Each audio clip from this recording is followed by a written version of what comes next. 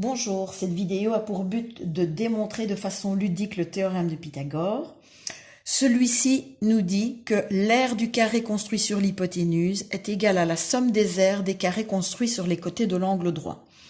Donc, il est question de former des carrés sur les côtés de l'angle droit et de prouver qu'avec les carrés formés sur chacun de ces deux côtés, je sais en former un sur l'hypoténuse qui vaudra la somme des deux aires précédentes. Donc, sur le petit côté de l'angle droit qui mesure ici 3, puisque j'ai repris les mesures du célèbre triplet pythagoricien 3, 4 et 5, je sais former en effet un carré de 3 sur 3, donc un carré de 9 pièces jaunes.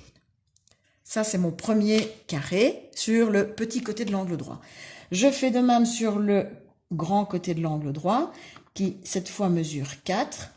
Je vais donc pouvoir aligner 4 rangées de pièces bleues, comme ceci. Voilà. Je vois donc l'apparition d'un carré formé par 16 pièces bleues, donc 4 sur 4. Il me reste à prouver maintenant qu'en utilisant ces différentes pièces,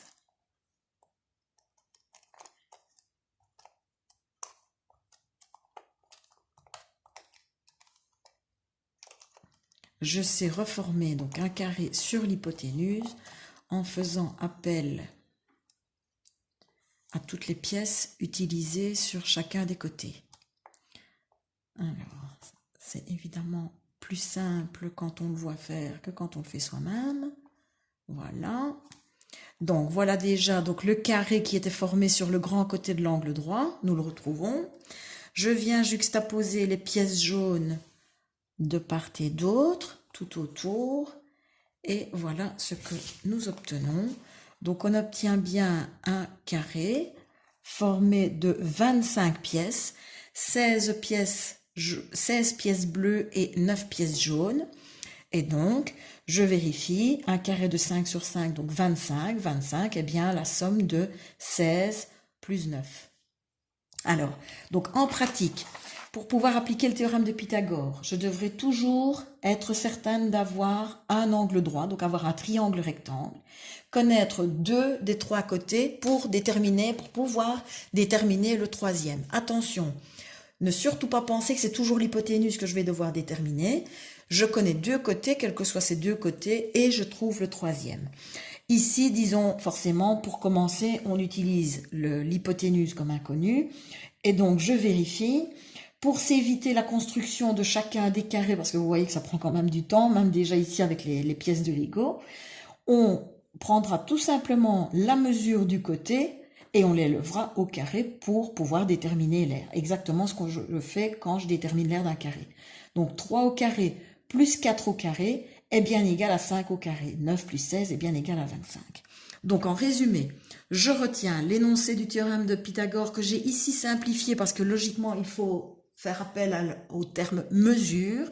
Normalement, c'est le carré de la mesure de l'hypoténuse, mais je simplifie en disant tout simplement le carré de l'hypoténuse est égal à la somme des carrés, des côtés de l'angle droit.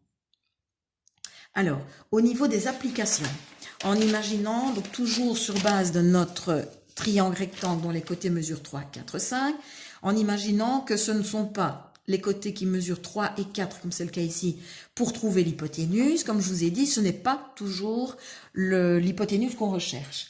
Premier cas possible, je connais le côté de 3 et le côté de 5.